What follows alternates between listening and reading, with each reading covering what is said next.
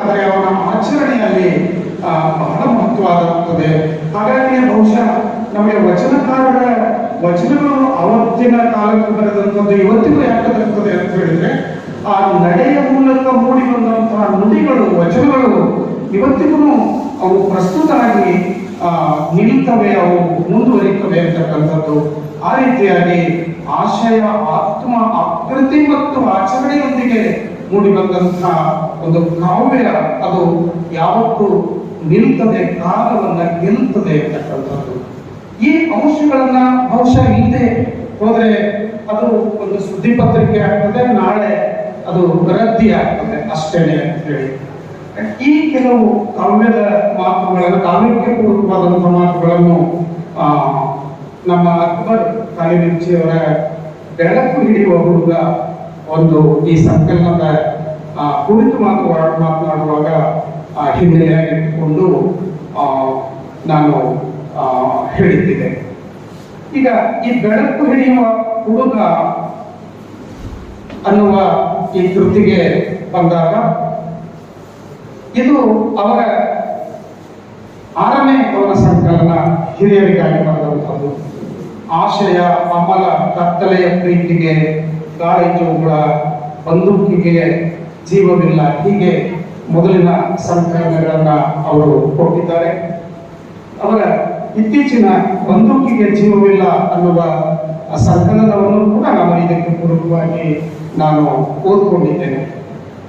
ಈ ಸಂಕಲನದಲ್ಲಿ 35 ಕವಿತೆಗಳು ಒಂದು ಗುಚ್ಛ ಇದು ಆಗಿದೆ. ಇದಕ್ಕೆ ಮುನ್ನುಡಿಯನ್ನು ಕೂಡ ನನ್ನಿಂದಲೇ ಅವರು ದರ್ಶಿತರು ಬರೀಬೇಕು ಅಂತ ಹೇಳಿದಾಗ ನಾನು ಬಹಳ ಪ್ರೀತಿಯಿಂದ ಅದನ್ನ ಬರೆದಿದ್ದೇನೆ. ಇಲ್ಲಿಯ ಒಟ್ಟು ಕವಿತೆಗಳ ಸ್ಥಾಯಿ ಗುಣ ಏನಾಗಿದೆ ಅಂತ ಹೇಳಿ ನಾವು ಗಮನಿಸಿದರೆ ಅದು ಬೆಳಕು. ಬೆಳಕು ಇಲ್ಲಿಯ ಎಲ್ಲ ಕವಿತೆಗಳಲ್ಲಿ ಹೆಚ್ಚು ಕಡಿಮೆ ಕಂಡು ಬರ್ತಕ್ಕಂಥ ಒಂದು ಸ್ಥಾಯಿ ಗುಣ ಕಂಡು ಬರ್ತದೆ. ಈ ಬೆಳಕು ಅಂದಾಗ ಬೆಳಕಿನಲ್ಲಿ ಕಾಣತಕ್ಕಂತಹ ಪ್ರಕೃತಿಯ ಕುರಿತು ಅವರು ಆಸಕ್ತಿ ತೋರಿಸ್ತಾರೆ. ಅದನ್ನ ಅವರ ಗಂಭೀರವಾಗಿ ಅದರ ಬಗ್ಗೆ ಅವರ ಸಂವೇದನೆಯಲ್ಲಿ ಕೆಲಸ ಮಾಡ್ತದೆ. ಆ ಬೆಳಕಿನಲ್ಲಿ ಇರ್ತಕ್ಕಂಥ ಆ ಸೂರ್ಯನ ಕಿರಣ ಕೊಡ್ತಕ್ಕಂಥ, ಜೀವ ಕೊಡ್ತಕ್ಕಂಥ ಶಕ್ತಿ ಆಗಿರಬಹುದು, ಚಂದ್ರನ ಒಂದು ತಂಪು ಕೊಡ್ತಕ್ಕಂಥ ಗುಣ ಆಗಿರಬಹುದು, ಹಕ್ಕಿಗಳ ಹಾಡಾಗಿರಬಹುದು, ದುಂಬಿಗಳ ಝೀಂಕಾರ, ನಿನಾದ ಆಗಿರಬಹುದು, ಹೂವಿನ ಅಂದ ಆಗಿರಬಹುದು, ಅಥವಾ ಆ ಇರುವೆಯ ಒಂದು ಪ್ರಜ್ಞೆ ಆಗಿರಬಹುದು. ಇವೆಲ್ಲವನ್ನ ಗಮನಿಸ್ತಾನೆ ಅವರು ಈ ಎಲ್ಲ ಗುಣಗಳು ಮಾನವನಿಗೆ ಯಾಕೆ ಇಲ್ಲ, ಅಥವಾ ಅವನು ಯಾಕೆ ಈ ಪ್ರಕೃತಿ ಗುಣಗಳನ್ನ ಅಳವಡಿಸಿಕೊಳ್ತಾ ಇಲ್ಲ ಅಂತಕ್ಕಂಥ ಒಂದು ತುಲನಾತ್ಮಕ ಹೋಲಿಕೆ ಹೆಚ್ಚು ಕಡಿಮೆ ಎಲ್ಲ ಕವಿತೆಗಳಲ್ಲಿ ಕೂಡ ನಾವು ಕಾಣ್ತೇವೆ. ಹಾಗಾಗಿ ಈ ರೀತಿಯಾದಂತಹ ಪ್ರಾಕೃತಿಕ ಗುಣಗಳು ಮನುಷ್ಯನಲ್ಲಿ ಬಂದಾಗ ಮಾತ್ರ ಅಲ್ಲಿ ಒಂದು ಸಾಮರಸ್ಯದ ಬದುಕು, ಒಂದು ಆನಂದದ ಬದುಕು, ಒಂದು ನೆಮ್ಮದಿಯ ಬದುಕು ಇರಲಿಕ್ಕೆ ಸಾಧ್ಯ ಇದೆ ಅಂತಕ್ಕಂಥದ್ದನ್ನ ಅವರು ಹೇಳಲಿಕ್ಕೆ, ಆ ಕವಿತೆಗಳ ಮೂಲಕ ಹೇಳಲಿಕ್ಕೆ ಅವರು ಪ್ರಯತ್ನ ಮಾಡ್ತಾರೆ. ಇಲ್ಲಿ ಈ ಬೆಳಕನ್ನ ಹಿಡಿಯುತ್ತಲೇ ಕತ್ತಲೆಯ ವಿಮರ್ಶೆ ಮಾಡ್ತಾರೆ. ಆ ಕವಿತೆಗಳ ವೈಶಿಷ್ಟ್ಯ ಏನು ಅಂತ ಹೇಳಿದರೆ, ಬೆಳಕನ್ನ ಹೇಳ್ತಲೇನೆ ಈ ಕತ್ತಲೆಯ ವಿಮರ್ಶೆ ಅಲ್ಲಿ ಅವರು ಎತ್ಕೊಳ್ತಾರೆ. ಪ್ರತಿ ಕವಿತೆಯಲ್ಲಿಯೂ ನಾವು ಅದನ್ನ ಗಮನಿಸಬಹುದು. ಅವರ ಒಂದು ರಾತ್ರಿ ಅನ್ನುವ ಒಂದು ಕವನದಲ್ಲಿ ಒಂದು ಬಹಳ ಮಹತ್ವವಾದಂತಹ ಸಾಲನ್ನ ಬರೀತಾರೆ ಅವರು. ಬೆಳಕಿನ ವರ್ಣನೆಗೆ ಅಚ್ಚರಿ ಪಡಬೇಕಿಲ್ಲ, ಕತ್ತಲೆಗೆ ಹೆಚ್ಚು ವಿಮರ್ಶೆಗಳಿಲ್ಲ. ಬಹಳ ಮಹತ್ವದ ಸಾಲು ಅಂತ ಹೇಳಿ ನನಗೆ ಅನ್ನಿಸ್ತದೆ. ನಾವು ಸಾಕಷ್ಟು ಜನ ಬೆಳಕಿನ ಬಗ್ಗೆ ಬರೀತೀವಿ, ಆದರೆ ಕತ್ತಲೆಯ ಬಗ್ಗೆ ಯಾವುದು ಬೆಳಕಿನ ಭ್ರೂಣ ಆ ಕತ್ತಲೆ ಆಗಿರ್ತದೆಯೋ ಅದರ ಬಗ್ಗೆ ನಾವು ಹೆಚ್ಚಿಗೆ ಚಿಂತನೆ ಅಥವಾ ವಿಮರ್ಶೆ ಆಗಿಲ್ಲ ಅನ್ನುವ ಒಂದು ಕಳಕಳಿ ಆ ಒಂದು ರಾತ್ರಿ ಅನ್ನುವ ಸಂಕಲನದಲ್ಲಿ ಅದು ನಮಗೆ, ಕವಿತೆಯಲ್ಲಿ ನಮಗೆ ಕಾಣ್ತದೆ. ಅವರ ಬೆಳಕು ಹಿಡಿಯುವ ಹುಡುಗ ಕವಿತೆ ಕೂಡ ಆರಂಭ ಆಗುವುದು ಹೀಗೆ. ಮೊದಲನೇ ಸಾಲು ಹೀಗಿದೆ: ಕತ್ತಲಾದ ಜಗ ಕಂಡು ಬೆಳಕಾದ ಕತ್ತಲಾದ ಜಗ ಕಂಡು ಬೆರಗಾದ ಹುಡುಗ ಕೈ ಚಾಚಿ ಬಿಳಿ ಹೊರಟಿದ್ದಾನೆ ಬೆಳಕು.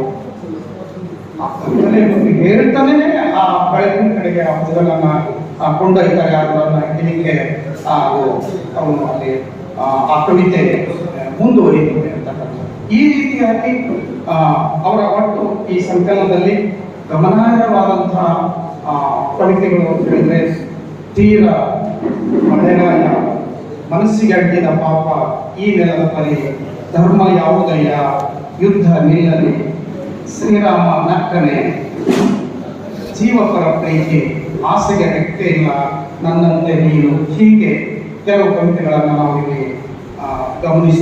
ಅವರ ಸಂಕಲನದ ಒಂದು ಕವಿತೆ ಓದಿದರೆ ನನಗೆ ಲಯದ ದೃಷ್ಟಿಯಿಂದ ಮುಖ್ಯವಾದಂತಹ ಕವಿತೆ ಅಂತ ಹೇಳಿ ನನಗೆ ಅನ್ನಿಸ್ತಾ. ಒಂದು ಕವಿತೆ ಓದಿದರೆ ಅವರಿಗೆ ತಮಗೆಲ್ಲ ಬಹುಶಃ ಅವರ ಬರಹದ ಪರಿಚಯ ಆಗ್ತದೆ ಅನ್ಕೊಂಡಿದ್ದೇನೆ.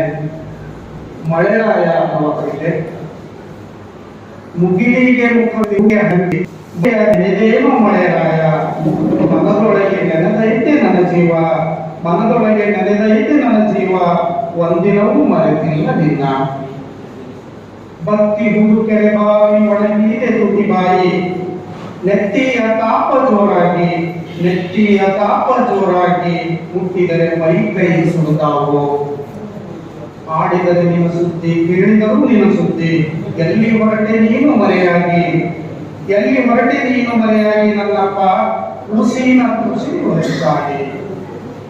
ಬಿರು ಬಿಸಿರು ದಿನವೆಲ್ಲ ಒಣ ಹವಿಯು ಮೈಗೆಲ್ಲ, ತಂಪಾಗಿಸೋ ನನ್ನ ಮಳೆರಾಯ, ತಂಪಾಗಿಸೋ ನನ್ನ ಮಳೆರಾಯ, ಎಡಗಡದೆ ನೆನೆದೀನು ದಿನವೆಲ್ಲ.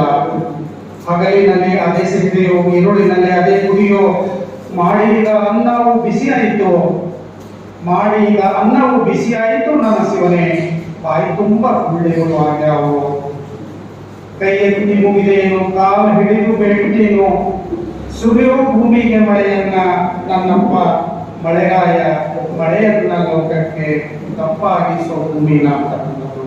ಈ ರೀತಿಯಾಗಿ ಒಂದು ಆರ್ದ್ರವಾದಂತಹ ಮೊರೆಯನ್ನ ಆ ಮಳೆರಾಯರಿಗೆ ಇರ್ತಕ್ಕಂಥ ಪದ್ಯ ಆ ಲಯದ ದೃಷ್ಟಿಯಿಂದ ಇದಕ್ಕೆ ಬಹಳ ಮುಖ್ಯ ಅನ್ನಿಸ್ತಾ ಇದೆ.